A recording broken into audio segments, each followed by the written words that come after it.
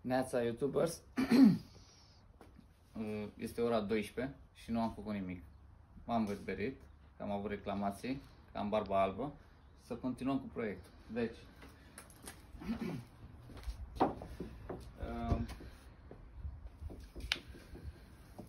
m-am hotărât privire la scară, treptele. O să fac invers.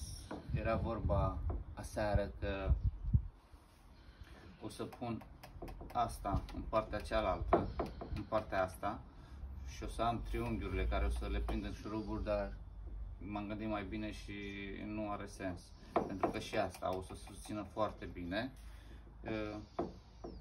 Că o să am, decât aici o să am distanța asta, o să am unde este mai sensibilă, dar asta din spate susține. Și o să învățați să faceți trepte din scândură mai mică astăzi și sper să termin și proiectul.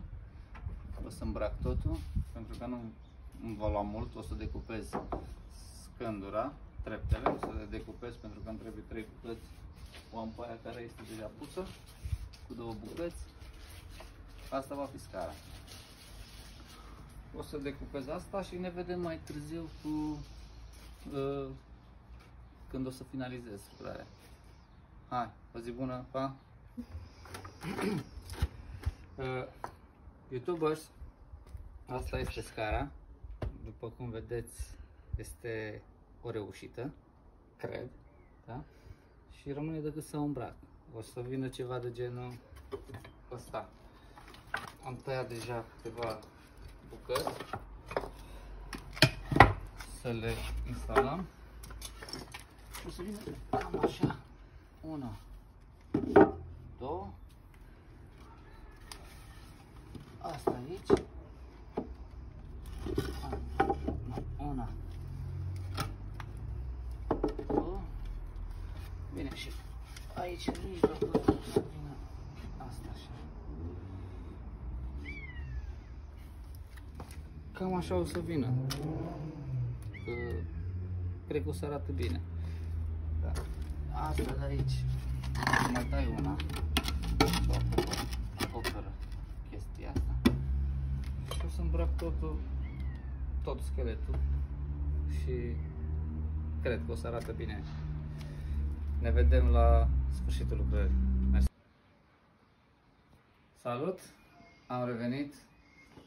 Cam asta cu ziua de azi. Ăsta e materialul care mi-a rămas. Câteva bețe. Un pic de mizerie pe aici. Și să punem ultima șipcă la scară. Da?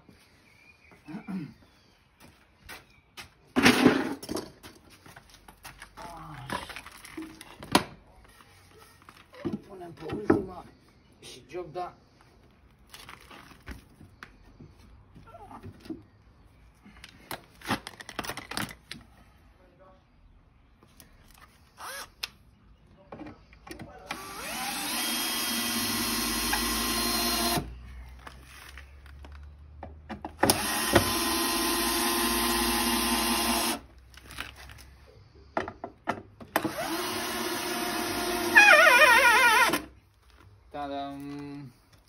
Gata cu scara.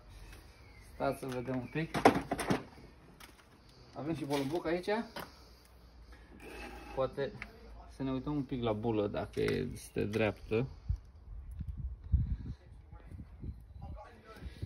Cred că se vede. Așa.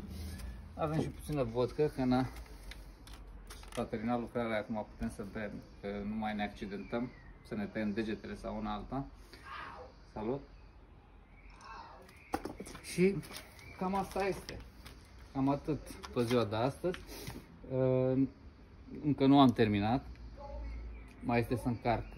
Am să pun niște folie unde este chenarul ăla care l-am făcut. Trebuie să pun niște folie și să încarc cu pietriș. Da. Mai era o soluție să pun scândură tot, cum se vede, dar nu are sens, pentru că deja am niște pietriși în spate, cumpărat și niște folie, nu mai mă costă nimic și sunt sigur că o să se vadă și frumos. Dar dacă vă place, dați-mi și mie un like și subscribe.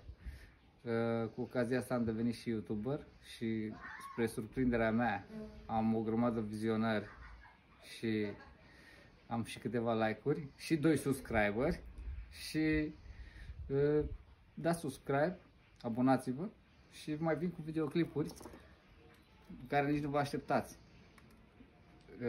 Uitați-vă și învățați meserie. La revedere!